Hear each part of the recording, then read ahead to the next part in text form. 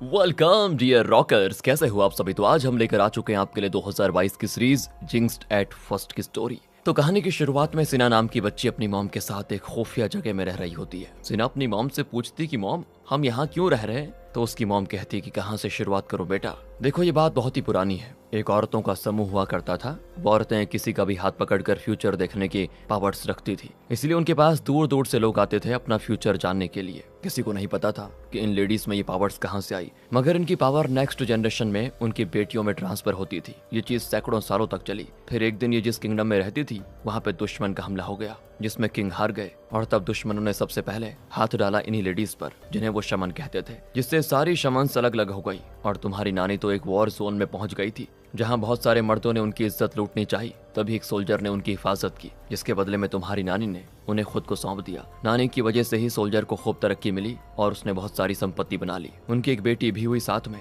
जिसे सोल्जर ने दुनिया की नजर से छिपा के रखा ताकि वो महफूज रह सके। पर फिर सोल्जर की मौत के बाद उनकी जगह ली सोल्जर की पहली वाइफ के बेटे ने, जो कि अब हमें यहाँ रखे हुए हैं। और लोग उसे चेयरमैन कहते हैं, क्योंकि वो बहुत सारी बड़ी बड़ी बिजनेस के साथ साथ एक बहुत बड़े होटल जिसका नाम जियो है उसका मालिक भी है। चेयरमैन वैसे तो मेरा स्टेप ब्रदर है, मगर मरने से पहले डैड ने उसको मेरे पावर्स के बारे में बता दिया था, इसीलिए वो मुझे अब लकी चार्म की तरह यूज करता है। इसके बाद दोस्तों 20 साल बीत जाते हैं। हम चेयरमैन को देखते हैं, जिसकी बिजनेस मीटिंग में कुछ तो सही नहीं हुआ, जिसके बारे में वो सिना की मॉम से बात करना चाहता है। इसलिए वो जाता है अपने होटल के खुफिया रूम में। दरअसल उसके होटल के वॉल पे एक माँ और बेटी की स्टैचू बनी होती है। चेयरमैन उस स्टैचू की आंख में देखता है, जिससे सेंसर एक्टिवेट हो जाता है और सीक्रेट दरवाजा अपने आप खुल जाता है। अंदर उसकी नजर पड़ती है सिना पे, जो कि जवान हो गई है, मगर अभी भी वो बच्चों की तरह ही यहाँ वहाँ कूदते फूदते रहती है। जैसे वो चेयरमैन को देखती है तो छिप जाती है। इसके बाद चेयरमैन सिना की मॉम मिंसू की ओर हाथ बढ़ाता है। वो उसका हाथ पकड़ते ही बता देती है कि बिजनेस में कौन उनको धोखा देने वाला है। जिसके बाद चेयरमैन उस आदमी को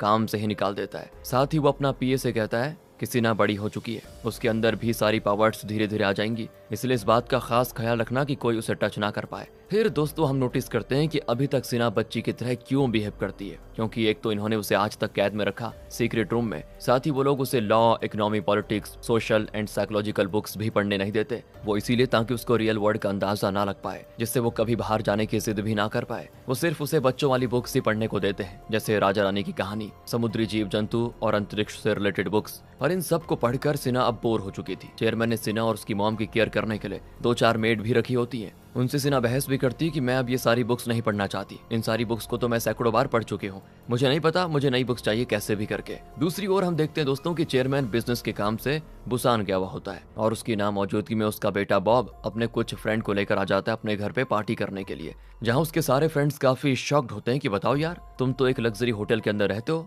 तो बॉब कहता है कि हाँ, मेरी मॉम की मौत के बाद डैड भी मुझे अपने साथ यहीं रखने लगे। डैड कहते हैं कि यहाँ से काम भी मैनेज हो जाता है और आराम भी। तो उसके फ्रेंड्स कहते हैं कि इतने बड़े एरिया में तुम और तुम्हारे डैडी रहते हैं क्या सिर्फ? असली मजे तो तुम्हारे ही हैं यार। बॉब के सारे फ्रेंड्स उससे यही बातें कर रहे होते हैं। साथ ही उसका एक सैम नाम का भी फ्रेंड होता है, जो कि बस घूम घूम कर हर एक चीज को बारीकी से नोटिस करता है। इधर सिना की मॉम को केयर टेकर्स इंजेक्शन लगाकर सुला देती हैं और फिर सिना को नींद की गोली चॉकलेट में मिलाकर उसे भी खिला देती हैं, जिससे सिना कहती है कि पता नहीं क्या हो जाता है, जैसे मैं चॉकलेट खाती हूँ नींद आ जाती है मुझे। फिर वो तुरंत ही सो जाती है। फिर केयर टेकर्स वहाँ से चली जाती हैं और उन्हें नहीं पता दोस्तों कि सिना ने उनको आज उल्लू बना दिया। उसने चॉकलेट खाया ही नहीं, वो मुंह से निकाल कर चॉकलेट को फेंक देती है। इसके बाद तो सिना पूरे घर में ऐसे ही उछलती दौड़ती है और तभी उसे हल्की हल्की गाने की आवाज सुनाई देती है। तो जब वो दरवाजे के पास जाकर कान लगाकर सुनती है तो उसे गाना अच्छे से सुनाई देता है, जो कि आज से पहले उसने कभी सुना नहीं था। उसे ये चीज सुनकर ना मजा भी आ रहा होता है। वो बाहर निकलना चाहती थी, इसीलिए दरवाजे पे जोर जोर से मारती है। दूसरी ओर ये आवाज सिर्फ सैम के कानों तक जाती है।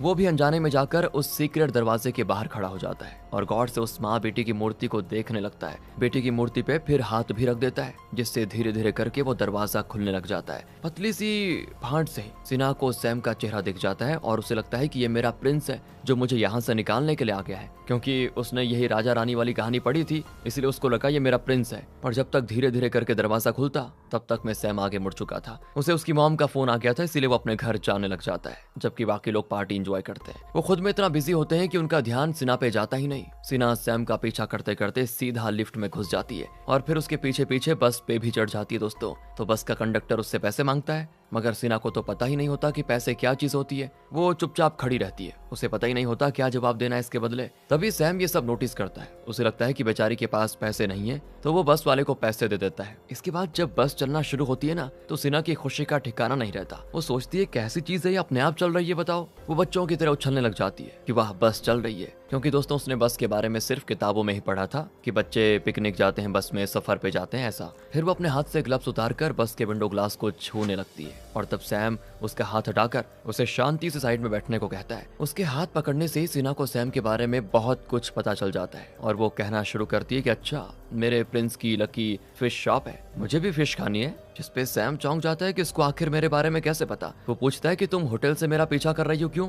तुम हो कौन और तुम्हारे पेरेंट्स उसी होटल में रुके हुए हैं क्या? देखो अगले बस स्टॉप पे उतर जाना और दूसरी बस पकड़कर वापस आ जाना होटल। मगर ये सुनकर सिन्हा मुंह फुलाए बैठी जाती है और तब सैम नोटिस करता है कि अरे इसने तो चप्पल जूते भी नहीं पहने हुए हैं। तो वो एक जेंटलमैन की तरह अपने जूते उतार कर उसे पहना देता है। इसके बाद सिन्हा व्यू एंजॉय करते करते सैम के साथ साथ उसके लकी फिश शॉप पे चली जाती है और वहाँ पे अलग अलग तरह की मछलियां देखकर बड़ी एक्साइटेड होती है, क्योंकि इन सब के बारे में उसने पहले बुक्स में ही पढ़ा हुआ था। वो कहना शुरू करती है, अरे तुम तो सॉरी फिश हो ना, जो वार्म वाटर में पाई जाती है। इस तरह वो कई सारी फिश के नाम लेकर उनके बारे में बताती है कि ये ऐसी है वो वैसी है, यहाँ तक कि उनके साइंटिफिक नामों से भी उन्हें पुकारती है। जिससे सैम हैरान और पूछता है कि तुम्हारे पेरेंट्स क्या इंस्टीट्यूट ऑफ ओशनोलॉजी में काम करते हैं? तभी इनकी आवाज सुनकर सैम की मॉम बाहर आ जाती है, तो वो सैम को गले से लगा लेती है, क्योंकि सैम जिनहुआ ग्रुप के लिए काम करने लगा था अपनी पढ़ाई पूरी करने के बाद, इसलिए उसका अपने घर पे आना जाना बहुत ही कम होता है। फिर उसकी मॉम नोटिस करती है कि सैम के जूते सिन्हा ने पहन के रखे हुए हैं। अब वो जानने की कोशिश करती है कि आखिर कौन है ये, पर सिन्हा अपने नाम बताने की जगह कहती है मुझे जोरो की भूख लगी और मुझे फिश खानी है। जिसके तुरंत बाद ही सैम की मॉम फिश पकाकर उसे सर्व करती है। तीनों साथ में बैठकर खाना खाते हैं। इसी दौरान दोस्तों सैम कहता है कि तुम खाना खा लो, फिर मैं तुम्हें तुम्हारे पेरेंट्स के पास वापस छोड़ आऊंगा, उन्हें तुम्हारी चिंता हो रही होगी। मगर सिन्हा तो घर जाने से मना कर देती है। वो कहती है कि मैं तो अपने प्रिंस के साथ ही रहूंगी। और खाना खिलाने के बाद सैम की मॉम सिन्हा को अपना एक सैंडल गिफ्ट कर देती है, जिसे उन्होंने बस एक दो बार ही पहना हुआ था, वो भी तब जब उसके हस्बैंड जिंदा थे। वो उनके साथ इसको पहनकर अम्यूजमेंट पार्क गई हुई थी। वो ये बातें सिन्हा को जैसे ही बताती है ना, तो वो भी अम्यूजमेंट पार्क जाने की जिद करती है कि मुझे भी जाना है वहाँ पे। तो सैम फिर उसे पार्क के बहाने वापस होटल लेकर जाने लग जाता है। इधर हम देखते हैं दोस्तों कि सिन्हा के मिसिंग होने की खबर उसके केयर टेकर्स को चली जाती है। वो हर जगह उसको ढूंढ रही होती है, पर जब वो उनको नहीं मिलती तो वो कॉल करके चेयरमैन को इन्फॉर्म कर देती है और वो तुरंत ही फ्लाइट लेकर वापस। तो वो सीधा सिन्हा की मॉम से सवाल करता है कि तुमने उसे कहाँ भगा दिया? वो जवाब देती है कि मैं तो उस वक्त सो रही थी, पर चिंता की कोई बात नहीं है, वो बस यहाँ आने वाली होगी। ये जानकर चेयरमैन थोड़ा रिलैक्स हो जाता है। उधर हम देखते हैं दोस्तों कि सिन्हा सैम के साथ पार्क में काफी इंजॉय करती है। इसके बाद वो सिन्हा को लेकर वापस होटल आ जाता है, जहाँ चेयरमैन और उसके आदमी मिलकर सैम पे यहाँ के गेस्ट की बेटी को अगवा करने का इल्जाम लगाकर पुलिस के हवाले कर देते हैं। फिर वो अपने बेटे बॉब को पहली बार उस खुफिया कमरे में लेकर जाता है और उसे बताता है कि ये दोनों कोई नॉर्मल लेडी नहीं है बेटा, बल्कि ये हमारी पर्सनल लकी चार्म है। अब तक मुझे जो कामयाबी मिली है वो इनकी वजह से मिली है और अब इनकी बेटी तुम्हारी पर्सनल चार्म है, इसलिए इसका ख्याल रखना और ध्यान रहे कभी भी बाहर वाले की नजर इन पे ना पड़े और कोई इन्हें टच ना करे। ये तुम्हारी प्रॉपर्टी है और इसका फायदा सिर्फ तुम्हें उठाना है। दूसरी ओर पुलिस स्टेशन से सैम के अरेस्ट होने की खबर उसकी मॉम को दी जाती है, जिससे वो तुरंत ही पुलिस स्टेशन के लिए निकल जाती है। वहीं पुलिस स्टेशन में चेयरमैन का पीए पहुंचकर उसे छुड़ा लेता है। अब यहाँ सिन्हा बड़ी परेशान होती है। वो अपनी मॉम को बताती है कि जब चेयरमैन सैम को डांट रहे थे ना, तो मैं तो बहुत डर गई थी और मैंने सैम का हाथ पकड़ लिया था, तो तब मुझे उसका फ्यूचर दिखा, जिससे मेरा मन काफी घबरा रहा है माँ। सिन्हा ने जो कुछ देखा था दोस्तों वो जल्दी हकीकत में बदल जाता है। सैम अपनी मॉम से रास्ते में मिल जाता है और दोनों आपस में बातें कर रहे होते हैं। वो अपनी मॉम को बताता है कि चेयरमैन ने मुझे काम से भी निकाल दिया मॉम, और अब हमारी जिंदगी बर्बाद हो गई है। तो उसकी मॉम उसको समझाती है कि बेटा जब तक तुम सही सलामत हो तब तक कोई दिक्कत नहीं है, तुम्हारी काबिलियत के दम पर तुम दूसरी जगह जॉब पालोगे, कोई दिक्कत नहीं है। लेकिन दोस्तों तभी एक ट्रक आकर इन्हें टक्कर मार देता है, जिसमें सैम तो बच जाता है लेकिन उसकी मॉम वहीं पे खत्म हो जाती है। सैम बेचारा बिल्कुल टूट जाता है इस वजह से, वो इस दुनिया में बिल्कुल अकेला हो चुका होता है। फिर जब वो अपनी मॉम की अस्थियां पानी में बहाने के लिए नाव से जाता है ना, तो नाव वाला उस पर हमला कर देता है, उसे एक बैग में डालकर पानी में फेंक देता है वो। अब बॉब जब न्यूज़पेपर में यह खबर पढ़ता है कि लकी फिश शॉप की ओनर की रोड एक्सीडेंट में मौत हो गई और उनका लिया हुआ सारा कर्जा उनके बेटे सैम पे आ गया, तो सैम ने प्रेशर में आकर अपनी जान दे दी। नदी किनारे उसके कुछ कपड़े और एक लेटर पाया गया, जिसमें उसने अपनी मजबूरी लिखकर दुनिया को बताया कि मैं क्यों अपनी जान दे रहा हूँ। पर दोस्तों बॉब को यकीन ही नहीं होता कि मेरा फ्रेंड ऐसा कर सकता है, इसीलिए वो अपने डैड को कन्फ्रंट करता है कि पापा ये सब आपका किया हुआ है ना, आपने ही कहा था कि सिना मेरी प्रॉपर्टी है, तो उसे छूने और देखने का हक सिर्फ मेरा है। पर मुझे उस वक्त ये नहीं पता था कि अगर कोई दूसरा उसको छुएगा तो आप उसको जान से मरवा दोगे। और यहाँ चेयरमैन बस इतना ही कहता है कि बेटा अब से अपनी प्रॉपर्टी का ख्याल रखना, ताकि मुझे दोबारा अपने हाथ गंदे ना करने पड़े। दूसरी ओर हम देखते हैं दोस्तों कि एक जोसेफ नाम का मछुआरा सैम को बचा लेता है। कई दिनों तक कोमा में रहने के बाद सैम को जब होश आता है ना, तो वो सारी बातें सैम को बताता है, वो मछुआरा, कि तुम्हारे साथ ये हो गया था। सैम निराशा से कहता है कि आपको मेरी जान नहीं बचानी चाहिए थी, और फिर वो उनको अपनी मॉम की मौत के बारे में बताता है। तो जोसेफ कहता है कि 1 साल पहले मेरे इकलौते बेटे माइक की भी मौत हो चुकी है। वो तुम्हारे जैसा ही दिखता था और तुम्हारी ही एज का था। देखो अब हम दोनों के पास फैमिली नहीं है, पर हम एक दूसरे का सहारा जरूर बन सकते हैं। अब से तुम मेरे बेटे हो, और अगर तुम्हें किसी भी चीज की जरूरत पड़े तो मुझे याद रखना। और ये लो मेरे बेटे के सारे डॉक्यूमेंट्स, इससे तुम आराम से माइक की आइडेंटिटी में शहर में रह सकते हो और कोई तुम्हें दोबारा नुकसान नहीं पहुंचाएगा। इसके बाद दोस्तों सीन 2 साल के बाद होता है शिफ्ट। 2 साल से सिना बॉब का फ्यूचर प्रिडिक्ट करने का काम कर रही थी। हालांकि बॉब अपने डैड की तरह क्रूर नहीं है, वो सिना को अपनी फ्रेंड मानता है। एक दिन सिना उससे रिक्वेस्ट करती है कि मुझे बाहर जाना है ना, कुछ करो, मैं तुम्हारे साथ ही बाहर जाऊंगी और वापस भी आ जाऊंगी। इसके लिए बॉब मान जाता है और वो अपने डैड से छिपाकर एक दिन सिना को एक ओपन रेस्टोरेंट में लेकर जाता है, जहां अचानक से सिना की नजर पड़ जाती है सैम पे, जो कि लकी फिश शॉप नाम की एक गाड़ी से दूसरे शॉप्स पे फिश डिलीवर करने आया था। सिना वापस आकर ये बात अपनी मॉम को बताती है और कहती है मुझे किसी भी हाल में सैम के साथ रहना है माँ। तो अगले दिन दोस्तों हम देखते हैं कि सिना की मॉम अपने मैजिकल पावर्स का यूज करके सारे केयरटेकर्स को थोड़ी देर के लिए फ्रीज कर लेती है और फिर अपनी बेटी को होटल के एग्जिट गेट तक छोड़ देती है। तब तक में उसके द्वारा किए गए फ्रीज लोग नॉर्मल हो चुके होते हैं और वो उन्हें पकड़ने के लिए आते हैं। तो मॉम खुद बेहोश होने का नाटक करके गिर जाती है और सिना को वहां से भागने देती है। तभी सिना को भागते भागते बॉब भी देख लेता है, पर वो कुछ करता नहीं। सिना जल्दी से फिर एक टैक्सी को लेकर वहां से भागने में कामयाब हो जाती है। वो टैक्सी वाले से कहती है कि मुझे लकी फिश शॉप पे जाना है। इसके बाद वो वहां पहुंच भी जाती है। दोस्तों उसको देखकर सैम हैरान रह जाता है। वो अपने मन में कहता है कि मैंने सपने में देखा था कि ये मुझसे मिलने आई है, और जब भी ये मेरे सपने में आती है तो मेरा बैड लक शुरू हो जाता है। इसीलिए दोस्तों वो उसे पहचानने से इनकार कर देता है, क्योंकि लास्ट टाइम जब ये मिली थी ना, तो सैम को अपनी मॉम से हाथ धोना पड़ा था। तभी वहाँ टैक्सी वाला आ जाता है और कहता है कि मैडम मेरे पैसे तो दे दो। जिस पे सिना कहती पैसे मतलब कौन से पैसे? तो वो टैक्सी वाला सैम से कहता है कि भाई साहब आप तो इनको जानते हो ना, समझाओ इनको जरा। तब सैम पूछता है कि कितने हुए आपके? तो वो 15,000 वॉन बताता है। सैम भड़क जाता है कि इस पगलेट को तुम ठगने की कोशिश कर रहे हो,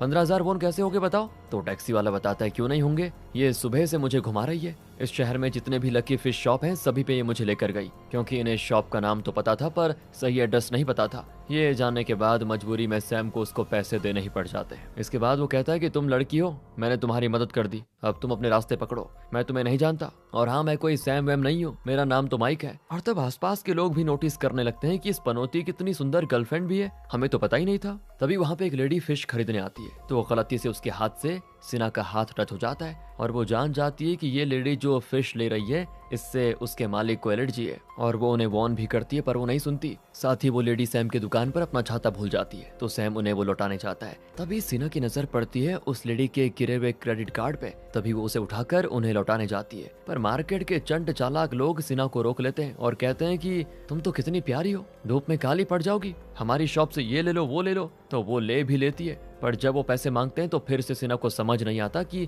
करना क्या है। और तब वो लोग कहते हैं कि तुम्हारे हाथ में कार्ड है ना, वो तुम हमें दे दो, हम स्वाइप करके वापस दे देंगे तुम्हें। जिस पे सिना कहती पर ये तो मेरा है ही नहीं, ये जिसका है मैं उसे लौटाने जा रही हूँ। और तब वो उस कार्ड की एड दिखाकर कहते हैं कि देखो क्या लिखा है, ये कार्ड सबका है, तो तुम भी इसे यूज कर सकती हो। जिसके बाद सिना कार्ड से पे कर देती है। तभी दोस्तों वो लेडी वापस आती है। दरअसल उसे उसके मालिक ने कॉल करके कह दिया था कि मैं तुम्हें बताना भूल गया कि मैं सिर्फ यही मछली खाता हूँ, दूसरे से मुझे एलर्जी है। तो वो तुरंत मछली को रिटर्न करने के लिए आ जाती है सैम की दुकान पर, लेकिन तभी सिना के हाथों में अपना कार्ड देखकर वो रुक जाती है। और जब उसे पता चलता है कि इस लड़की ने तो इससे इतनी सारी शॉपिंग कर ली, तो उसे बड़ा गुस्सा आता है। जिसपे सिना कहती है अरे नाराज क्यों होती है आप, ये क्रेडिट कार्ड तो सभी का है ना। वो लेडी और सैम दोनों समझ जाते हैं कि शॉपकीपर्स ने इसे उल्लू बना दिया है। तो सैम उस लेडी का क्रेडिट कार्ड वापस करवाता है और फिर कॉम्पनसेट करने के लिए उन्हें मछली फ्री में दे देता है। इसके बाद वो सिना को अंदर अपनी दुकान में ले जाकर खूब डांटता है। तो वो झूठी कहानी बनाती है कि मैं यहाँ अपने पेरेंट्स के साथ आई थी, पर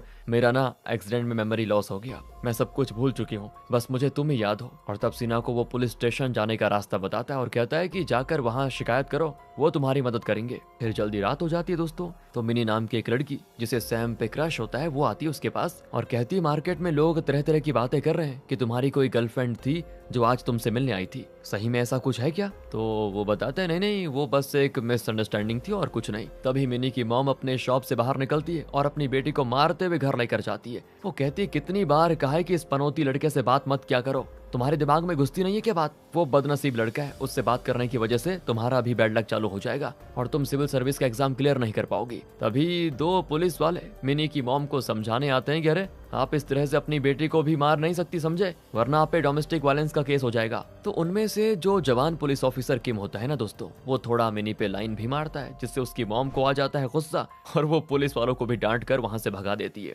अब इस मार्केट में जितनी भी शॉप्स हैं वो एक बूढ़े आदमी की है जिसका नाम है सियोन। वो जब एक शॉप ओनर के साथ मार्केट से अपने घर की ओर जा रहा होता है ना, तो मार्केट से निकलते ही एक गली में उसको सिना बैठी हुई दिखाई देती है। तो वो और उसका एक साथी जाकर सिना से पूछते हैं क्या हो गया, तुम अभी तक यहीं बैठी हुई हो, घर नहीं गई? तभी वहाँ पे सैम भी आ जाता है जो कि अपनी शॉप बंद करके घर जा रहा होता है, मगर सियोन उसे टोक कर कहता है कि बेटा माइक अब अपना गुस्सा थूक दो और अपनी गर्लफ्रेंड का सही से ख्याल रखो। तो सैम चिल्ला देता है कि ये मेरी गर्लफ्रेंड नहीं है अंकल। सियोन कहता है कि हाँ हमें मत सिखाओ, हमारे यहाँ से जाते तुम दोनों हग और किसिंग शुरू कर दोगे, मुझे पता है, चलो हम तो निकलते हैं यहाँ से। अब उनके जाने के बाद एक बार फिर से सैम सिना को समझाता है कि मेरा नाम माइक है, मैं किसी सैम को नहीं जानता मैडम, तो प्लीज आप मेरा पीछा छोड़ दीजिए। पर वो नहीं मानती दोस्तों, और तब मजबूरी में सैम को उसको अपने घर लेकर जाना ही पड़ जाता है, जहाँ वो उसको क्लियरली बताता है कि देखो इस रात में तुम्हें यहाँ रुकने दे रहा हूँ, पर कल मैं तुम्हें पुलिस के हवाले कर दूंगा, पहले बता दिया। अब सिना सैम का छोटा मोटा सा भाड़े का घर देखकर खूब खुश होती है। इसके घर में कई तरह के बुक्स भी होते हैं जिसे आज से पहले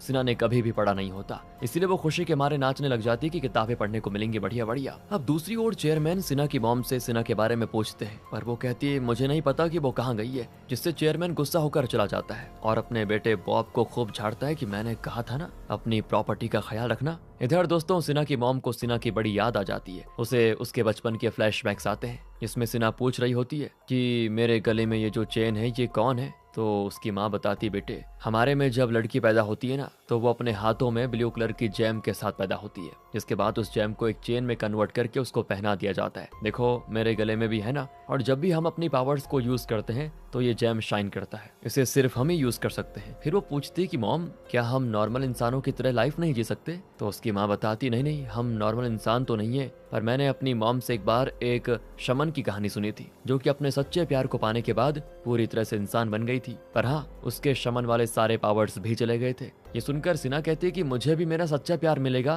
तो मॉम जवाब देती है कि हाँ एक दिन एक प्रिंस तुम्हारी तलाश में आएगा और तुम्हें अपने साथ लेकर जाएगा बेटा। दोस्तों सीन आता है प्रेजेंट में और मॉम प्रे करती है कि मेरी बेटी जहाँ भी हो उसे उसका सच्चा प्यार मिल जाए और वो सेफ हो। अब अगले दिन दोस्तों सैम को पता है कि ये लड़की इस दुनिया को अभी तक ठीक से समझ नहीं पा रही है, क्योंकि ये शुरू से ही ऐशो आराम वाली जिंदगी जीती आई है। हो सकता है ये किसी मुसीबत में पड़ जाए और उस मुसीबत में खुद को बचाने के लिए सैम उसे एक सिटी और पेपर स्प्रे देता है, साथ ही भूख वगैरह लगे तो खाना खरीदने के लिए पैसे भी दे देता है और इसके बाद वो उसे पुलिस स्टेशन के अंदर धक्का देकर भाग आता है। अब वो जैसे ही मार्केट आता है तो उसके शॉप के सामने वाली शॉप की सारी ब्लैक रॉक फिश मर चुकी होती है, जिससे सैम को आती सिना की याद, क्योंकि कल रात जब नीचे सोने से सिना को ठंड लग रही थी तो सैम ने उसे उठाकर बेड पे रख दिया था और उस टाइम उसने सैम का हाथ पकड़कर भविष्यवाणी कर दी थी कि सारे ब्लैक रॉक फिश मर जाएंगे और बुसान फ्रंट सी बहुत ही खुश होंगे। पर उस समय सैम को लगा था कि सिना तो नींद में कुछ भी बोल रही है, पर आगे वो देखता है कि वो शॉप वाले ना अपनी सारी मरी हुई ब्लैक फिश स्टॉक सस्ते दामों पर उसको चेपने की कोशिश करते हैं।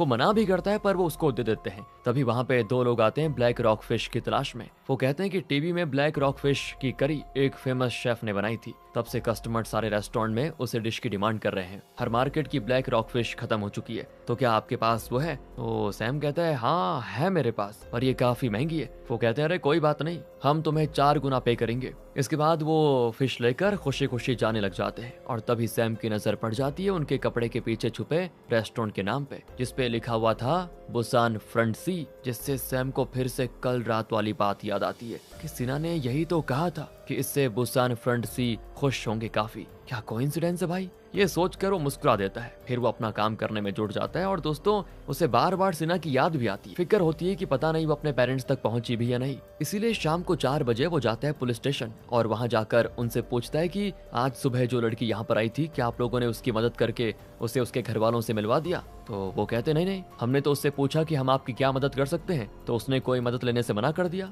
इसलिए हमने उसको जाने दिया बस। दूसरी ओर दोस्तों हम देखते हैं कि सिना तो अभी भी मार्केट में यहाँ वहाँ घूम रही है। यहाँ के लोकल मार्केट वाले सारे सिना को पहचान गए होते हैं। तभी ये सारी बात लोकल लोन देने वाले वेंग तक पहुंच जाती है, जो कि सैम से नफरत करता है। साथ ही उसे सिना से बात करके पता चल जाता है कि ये लड़की तो बेवकूफ है। तो दोस्तों वो खुद को माइक का दोस्त बताकर, यानी फिलहाल जिसे हम सैम कह रहे हैं उसका दोस्त बताकर अपने ऑफिस में लेकर जाता है, जहां वो वसूली के पैसों का हिसाब किताब करता है। वहीं पे अंदर जाने के बाद वो बाहर निकल कर आता है और कॉल करके माइक से पूछता है कि भाई मेरे लोन के पैसे कब लौटाओगे। वो कहता है कि जल्द ही लौटा दूंगा सर। तो वेंग कहता है कि मैंने तुम्हारी गर्लफ्रेंड को अपने पास रख लिया है, अब जल्दी से मेरे पैसे लेकर आ जाओ और अपनी गर्लफ्रेंड को लेकर जाओ, वरना तुम्हें पता है मैं क्या कर सकता हूँ। और ये सारी चीजें वेंग ने सिर्फ अपने पैसे लेने के लिए बोले होते हैं। असल में वो सिना को कोई नुकसान नहीं पहुंचाना चाहता। ये सुनकर यहाँ सैम भागना शुरू करता है और उसे भागते भागते बॉब देख लेता है। वो तो चौंक जाता है उसको देखकर कि ये इतनी तेज कहाँ भाग रहा है। दरअसल दोस्तों वो अपने डैड के कहने पे सिना को ढूंढने के लिए निकला था। उसने उस दिन देख लिया था कि वो किस टैक्सी पे बैठी थी,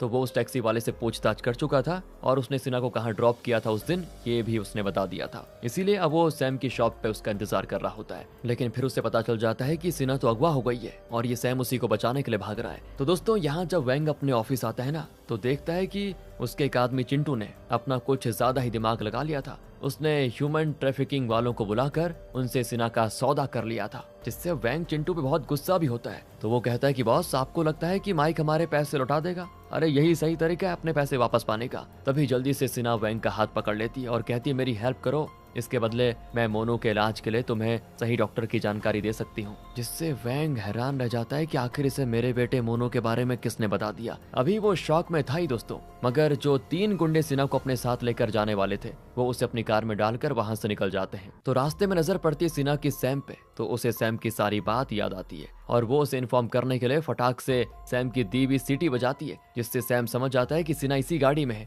और वो मिनी के भाई को देखता है जो कि आगे से साइकिल पे जा रहा होता है। वो उसकी साइकिल लेकर उस गाड़ी का करता है पीछा और किसी तरह गाड़ी रुकवा लेता है। इसके बाद तो वो गुंडों को अपनी बातों में उलझा लेता है और सिना को इशारा करके पेपर स्प्रे यूज करने को कहता है। वो गुंडों की आंखों में उसे डालकर सैम के साथ वहां से भाग जाती है दोस्तों। अब वो लोग गाड़ी से इनका पीछा ना कर सके, इसीलिए वो पतले रास्ते पे भाग जाती है। तभी सिना को बचाने के लिए वैंग भी आ जाता है और वो इन गुंडों से उलझ जाता है, पर वो लोग 3 थे और वैंग अकेला। तो वो लोग जल्दी उसे मार पीट कर सिना का पीछा करने लगते हैं और बुरी तरह इनको घेर लेते हैं। तब सिना सैम से कहती कि जब मैं इशारा करूं तो ये पत्थर तुम उस सड़क की ओर जोर से फेंक देना। और फिर सिना एक एक करके तीनों गुंडों के हाथ पकड़ती है। वो एक को बताती है कि तुमने अपने घर की गैस बंद नहीं की है, तुम्हारे घर में आग लगने वाली है। दूसरे को वो बताती है कि तुम एक बहुत बड़ी लॉटरी जीतने वाले हो। तीसरे को बताती है कि आज जो सुबह में तुमने कचरा खाया था ना, उससे तुम्हारा पेट खराब होने वाला है। और फिर कुछ ही सेकंड्स के बाद तीनों के साथ ये चीजें होने लग जाती हैं। तो वो खुद में काफी परेशान हो जाते हैं। तभी सिना सैम को इशारा करती है और सैम पूरी हिम्मत लगाकर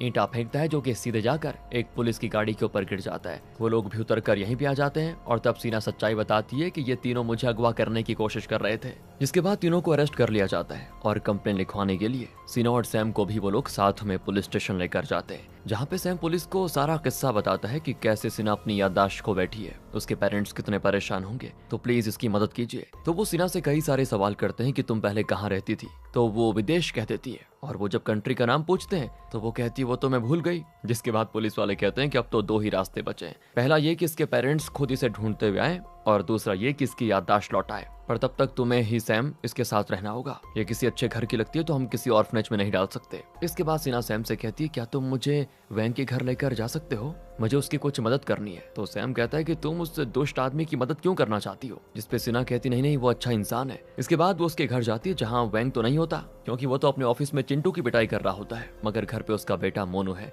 जिससे वो एक पेपर पे कुछ लिख कर दे देती है। और जब वैंग घर आता है तो वो पेपर देते हुए मोनू बताता है कि सिना नाम की कोई लड़की आई थी, उसने हमें मून से मिलने के लिए कहा है आइसक्रीम स्टोर में। इसके बाद दोस्तों सिना को देखते हैं जो कि अपनी चोट पे सैम से मरहम पट्टी करवा रही होती है। फिर सिना को सुलाकर सैम जाता है जिनहुआ हॉस्पिटल और वहाँ के रिसेप्शनिस्ट से पूछता है क्या यहाँ किसी गेस्ट की लड़की गुम हुई है या किसी ने कोई अगवा की खबर की है। तो वो कहती नहीं, पर सैम को देखकर वहाँ के मैनेजर को शक हो जाता है और फिर वो रिसेप्शनिस्ट से पूछता है कि ये टोपी वाला लड़का कौन था, क्या पूछ रहा था। तो वो बता देती है दोस्तों, जिससे उन्हें सैम पे शक हो जाता है क्योंकि उसने अपने फेस को टोपी से काफी हद तक कवर करके रखा होता है। अब वो उसे रोकने की कोशिश करते हैं तो वो भागना शुरू कर देता है और लास्ट में उसे बॉब देख लेता है, पर वो सैम की मदद करता है। वो अपने मैनेजर को जाकर भटका भी देता है, जिसके बाद चेयरमैन अपने आदमियों से भी सिना को ढूंढने को कह देते हैं। अपने बेटे को भी समझाते हैं कि जितने दिनों तक सिना बाहर रहेगी हमारे लिए उतनी ही मुसीबत खड़ी होगी और वैसे भी बाहर की दुनिया उसके लिए नहीं बनी है। फिर वो जाते हैं सिना की मॉम मिन्सू के पास और उससे जानने की कोशिश करते हैं कि सिना कहाँ गई, पर वो तो पागलों की तरह हरकतें कर रही होती है, जो कि चेयरमैन को बस नाटक लगता है। दूसरी ओर जब सैम वापस घर आता है ना दोस्तों,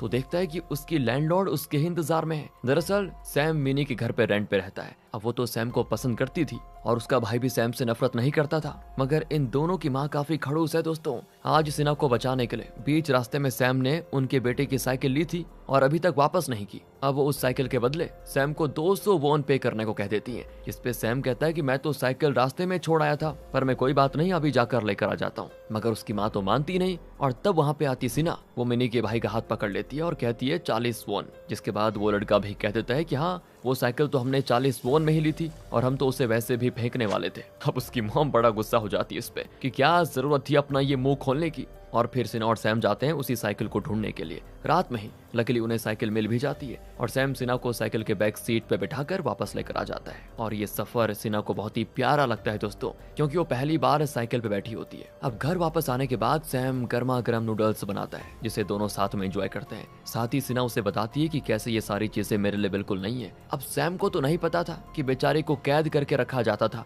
वो सोचता है कि अमीर घर की लड़की है तो घर पे नौकर चाकर होते होंगे और वही सारा काम करते होंगे इसका। लेकिन वो ये भी कहता है कि फिलहाल तो तुम मेरे साथ रहने वाली हो, इसलिए वो घर के कामों के बारे में सिना को बता देता है। दूसरी ओर हम चेयरमैन को सोते हुए देखते हैं, जिसके सपने में आती है अपनी जवानी की यादें, जब वो और मिन्सू खुले बाग में घुमा करते थे। तभी वहाँ पे उसके डैड आ जाते हैं और मिन्सू अपने हाथ पीछे करके चेयरमैन के पीछे छुप जाती है। ये देखकर दोस्तों हमें इतना तो समझ आ जाता है कि उस टाइम मिन्सू और चेयरमैन के बीच प्यार जैसा बॉन्ड था। पर पता नहीं क्यों इस सपने को देखकर चेयरमैन डर के मारे जाग जाता है और जागने के बाद भी उसको इल्यूजन होते हैं जैसे मिन्सू उस पे हंस रही है। दूसरी ओर मिन्सू के रूम में जो न्यू केयरटेकर है ना, वो मिन्सू को असॉल्ट करती है और जानना चाहती है कि उसकी बेटी कहाँ पे है, क्योंकि वो केयरटेकर नहीं चाहती कि पुरानी केयरटेकर की तरह मेरा भी बुरा हाल हो। अगली सुबह जब सैम जागता है तो देखता है कि सिना एक साथ सारा काम करने की कोशिश में सारा काम बिगाड़ कर बैठी हुई है और फिर बच्चों की तरह सर्फ को गोल से बबल्स बनाने की कोशिश कर रही है। दूसरी ओर दोस्तों उसकी मॉम मिन्सू जादू से पानी में सिना का रिफ्लेक्शन देखती है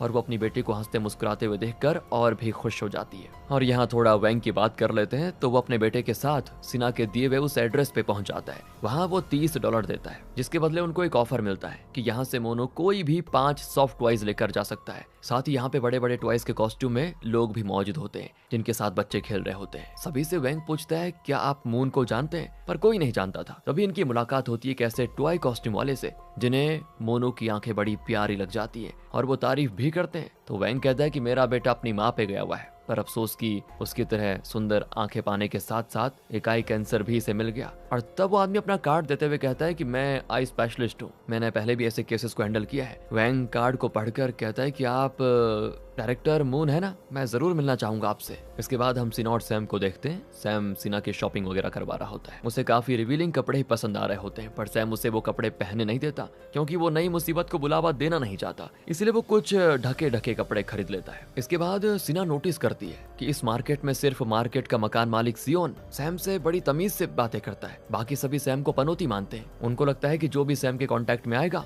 बैड लक उस पे आ जाएगा। जिसके बाद सिना फैसला करती है कि वो लोगों का नजरिया बदल देगी, वो सैम की अच्छी इमेज बनाएगी लोगों के सामने। तभी वहाँ पे वैंग आ जाता है। वो सिना का शुक्रिया अदा करते हुए रोने भी लग जाता है क्योंकि उसे लगा था कि वो अपनी वाइफ की तरह अपने बेटे को भी खो देगा। मगर पता नहीं कैसे सिना ने उसे एक अच्छे डॉक्टर से मिलवा दिया जो कि फ्री में मोनू की आंखों का इलाज करने के लिए मान गए हैं। और वो इसी खुशी में सिना के कहने पे सैम का जो लोन है ना, उसका सारा इंटरेस्ट माफ कर देता है। साथ ही वो पूरे मार्केट के लोगों को आइसक्रीम पार्टी देता है, जिससे सारे लोग काफी डर जाते हैं दोस्तों, क्योंकि सभी ने यहाँ अपनी अपनी शॉप जो खोली होती है और वो बैंक से ही लोन लेकर खोली है सबने। पर पनौती सैम के आने के बाद यहाँ उतने ग्राहक आते ही नहीं इसीलिए वो वैंग के पैसे नहीं लौटा पा रहे थे। पर अचानक वैंग के द्वारा आइसक्रीम दिए जाने से सारे लोग घबरा जाते हैं कि पता नहीं अब ये क्या करना चाह रहा है, कहीं हमारा इंटरेस्ट बढ़ाने तो नहीं वाला। पर वैंग कहता है कि देखो ऐसी कोई बात नहीं है, तुम सब बस आइसक्रीम एंजॉय करो। जिससे पहली बार लोगों की नजर में वैंग थोड़ा भला आदमी लगता है। दूसरी ओर हम चेयरमैन के घर पर उनके बड़े भाई मैक्स और उनके बेटे जेम्स को देखते हैं, जो कि लंच पे आए हैं। मैक्स कह रहा होता है कि हमारे डैड बहुत ही इगोस्टिक आदमी है,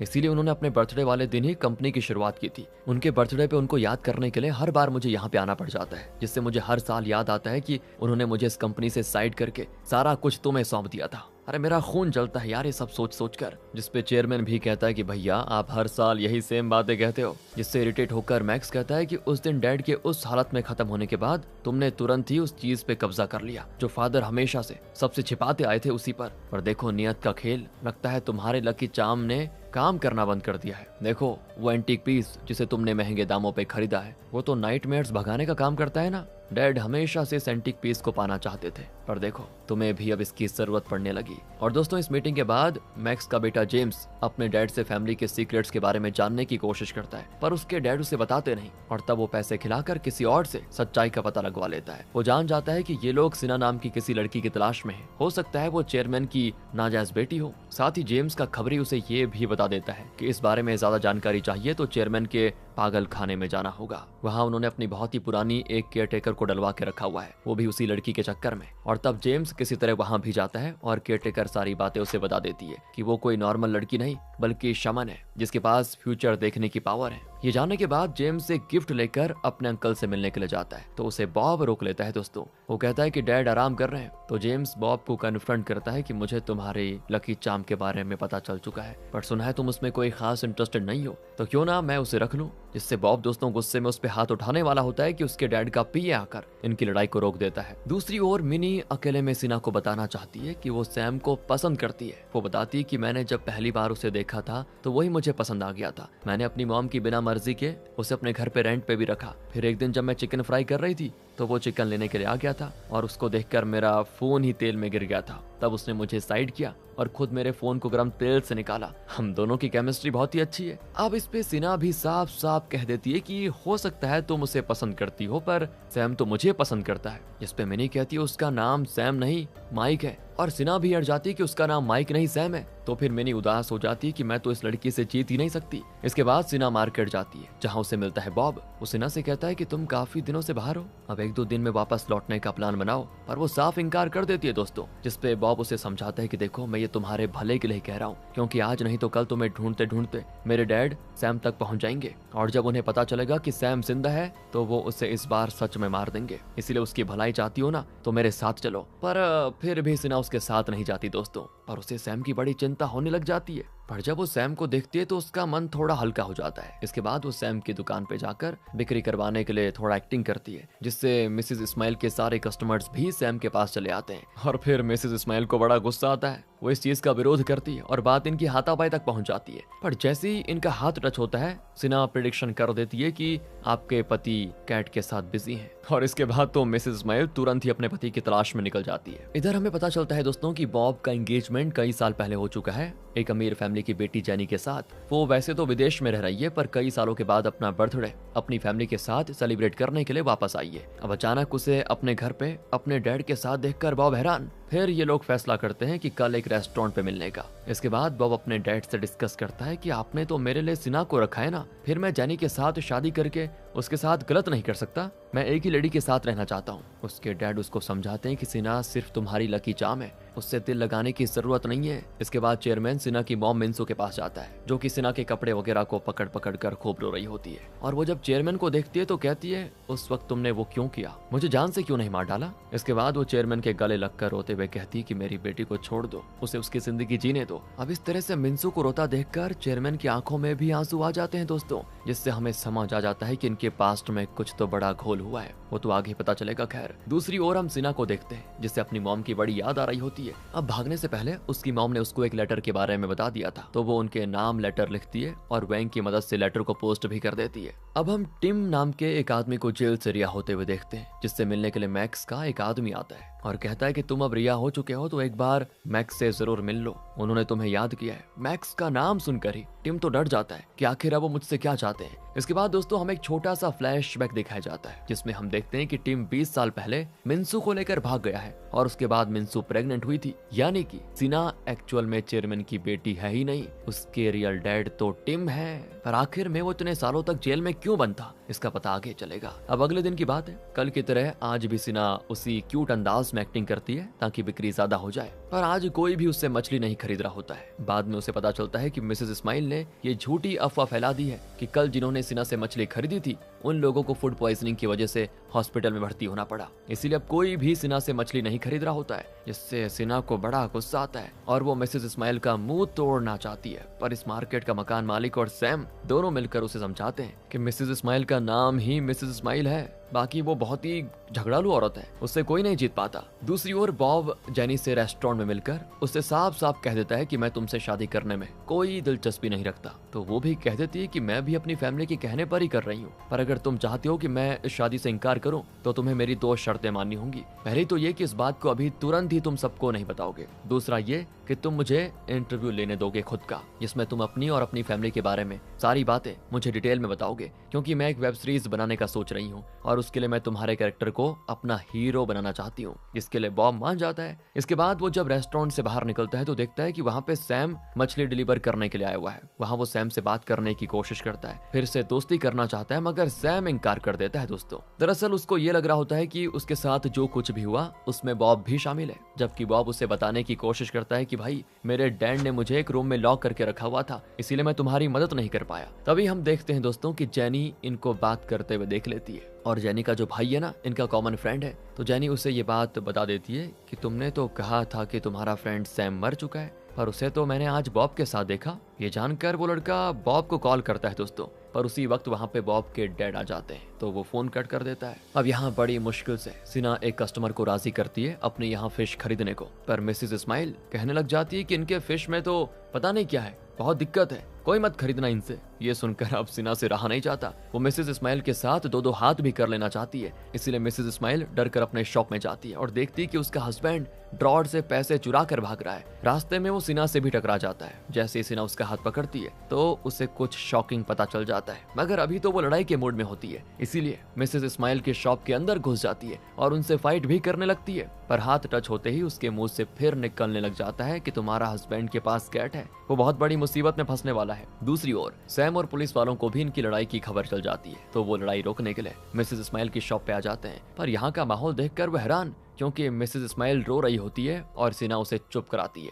और फिर पूछने पर वो सारी बातें बता देती है कि मिसेस इस्माइल के पास एक कैट है जिसमें गोल गोल सिक्के बने हैं और उस पे कैट भी बनी हुई है, वो रियल मनी नहीं बल्कि टॉय मनी है। अब पुलिस वाले को कुछ समझ नहीं आता कि क्या बोल रही है ये। सैम पूछता है क्या तुम कैट कॉइंस नाम के इलीगल वर्चुअल कॉइंस की बात कर रहे हो? वो कहती है कि हाँ, जिसके बाद ये लोग निकल जाते हैं मिस्टर इस्माइल की तलाश में और देखते हैं कि मिस्टर इस्माइल इस मार्केट के ओनर जिसका नाम सियोन है उसके साथ में कुछ और शॉपकीपर्स को इस वर्चुअल कॉइन से पैसा बनाने के बारे में समझा रहा है। वो जल्द से जल्द सभी को इसमें इन्वेस्ट करने को कह रहा होता है और तभी ऑफिसर के साथ मिसेस इस्माइल, सैम, सिना सभी वहां पे पहुंच जाते हैं और उन्हें समझाते हैं कि ये एक इलीगल प्लेटफॉर्म है, इसमें पैसे इन्वेस्ट ना करें। अभी तक अगर आप लोगों ने कोई भी इन्वेस्टमेंट नहीं किया तो कोई कार्रवाई नहीं होगी, मगर अब इस प्लेटफॉर्म को हम इन्वेस्टिगेट करेंगे। जिसके बाद मिस्टर इस्माइल अपनी वाइफ पे गुस्सा करता है कि एक तो तुम सारा दिन चिढ़ के रहती हो और मैं 2-4 पैसे एक्स्ट्रा कमाने की कोशिश कर रहा हूँ तो तुम मेरे रास्ते में आ रही हो। और तब मिसेस इस्माइल बड़े प्यार से उसे समझाती है कि हमें गलत रास्ते से पैसे नहीं कमाने, तुम तो मेरे होशियार जानू हो ना, चलो ना हम साथ मिलकर अपने शॉप पे अच्छे से काम करते हैं, जिससे मिस्टर इस्माइल मान जाता है। इसके बाद मिसेस इस्माइल सिना से कहती कि तुम्हारी वजह से आज हम एक बड़ी मुसीबत में पड़ने से बच गए, मैं तुम्हारा शुक्रिया अदा कैसे करूं, उसके लिए मैं तुम्हें एक ट्रीट देना चाहती हूँ। अब रात में दोस्तों मिसेस इस्माइल शराब वगैरह लेकर पहुंच जाती है मिनी की शॉप पे, क्योंकि वहाँ पे फ्राइड चिकन के आइटम मिलते हैं। तो उन्हीं की छत पे मिनी की मॉम, मिसेस इस्माइल, सिना और सैम सारे चिकन के साथ शराब का मजा लेते हैं, पर मिनी इन्हें ज्वाइन नहीं करती क्योंकि उसका तो खून खौल रहा होता है सिना और सैम को साथ में देखकर। वहीं मिसेस इस्माइल अपने पहले के किए गए गलत कामों के लिए सिना से माफी मांगती है और कहती है कि अब से हम फ्रेंडली कंपटीशन करेंगे, मगर कभी भी गलत रास्ता नहीं अपनाएंगे, एक दूसरे के कस्टमर्स को नहीं चुराएंगे। वो तो सैम को अभी जीजा भी कहने लग जाती है, क्योंकि सिन्हा ने कह दिया था कि हम जल्दी शादी करने वाले हैं। अब पूरी तरह टल्ली होने के बाद सिन्हा और सैम अपने घर की ओर जाने लग जाते हैं। सिन्हा ने पहली बार शराब पी थी, उससे काफी चढ़ भी जाती है, वो ठीक से चल भी नहीं पाती, इसलिए सैम उसे अपने कंधे पे उठा लेता है, पर वो उसके कंधे पे उल्टी कर देती है दोस्तों, जिसके बाद से वो जल्दी से सिन्हा को घर लेकर आ जाता है और वहां पे फिर अपने कपड़े वगैरह धोता है। वहीं सिन्हा और वोमिटिंग करती है। इसके बाद जब तक सैम कपड़े पसार कर आता है ना, तब तक में देखता है कि सिन्हा तो सो गई, तब वो उसको निहारने लग जाता है। तभी वो फिर से वोमिटिंग करने जैसा बिहेव करने लग जाती है, तो सैम एक बर्तन लेकर आ जाता है और कहता है कि इसमें करो, पर ये बेड गंदा मत करना। पर दोस्तों सिन्हा वोमिटिंग करने की जगह उसे किस कर देती है और फिर सो जाती है, जिसके बाद सैम की हालत खराब, उसका दिल जोरों से धड़कने लग जाता है। वो अगली सुबह तक रात में हुए उस किस के बारे में ही सोचे जा रहा होता है, पर सिन्हा को कुछ याद ही नहीं कि किस किया था। इसके बाद जब ये दोनों मार्केट में जा रहे होते हैं तो रास्ते में इन्हें एक क्यूट सा पपी मिल जाता है, जो सिन्हा को आ जाता है पसंद और वो उसे अपने गोद में उठाकर घूमने लगती है। और आज सैम नोटिस करता है कि मार्केट में सामने से लोग मुझे गुड मॉर्निंग बोल रहे हैं, जबकि कुछ दिनों पहले वो सुबह सुबह शक्ल भी नहीं देखना चाहते थे मेरी। ये सब दोस्तों हुआ है सिन्हा की वजह से, सिन्हा के लकी चार्म की वजह से। खैर आगे इन्हें पता चलता है कि ये पपी तो इसी मार्केट के एक शॉप का है। दरअसल टिकटॉक नाम का एक बच्चा है जिसकी दादी यहाँ पर आई हुई है और वो ये पपी छोड़कर चली गई है, क्योंकि टिकटॉक को ये पसंद था, पर अब उनके जाने के बाद ये पपी काफी बेचैन है, इसीलिए वो बार बार यहाँ वहाँ भागे जा रहा था। वहीं टिकटॉक के पेरेंट्स तो काफी बिजी होते हैं, तो वो दुकान बंद करके पपी को वापस बुसान छोड़ने नहीं जा सकते थे। और तब सिन्हा फैसला करती है कि मैं उसे वहां तक छोड़ कर आऊंगी, जिसके लिए सैम भी मान जाता है और ये दोनों अपनी फिश वाली गाड़ी से बुसान की ट्रिप के लिए निकल जाते हैं। और ये पहला ट्रिप था सिन्हा को, जो काफी खुश कर देता है। इसी के साथ दोस्तों इस सीरीज का पहला पार्ट यहाँ पे खत्म हो जाता है। वैसे अभी बहुत सारे खुलासे होने बाकी है इस सीरीज में। अगर आप बताइए आपके पास सिन्हा जैसा लकी चार्म हो तो आप क्या करोगे? मिलते हैं आपसे अगली वीडियो में। ध्यान रखिए अपना और ज्यादा से ज्यादा लाइक करें, शेयर करें, तभी इसका अगला पार्ट आना अच्छा लगेगा, हमें पॉसिबल हो पाएगा। मिलते हैं आपसे अगली वीडियो में। Thanks for watching.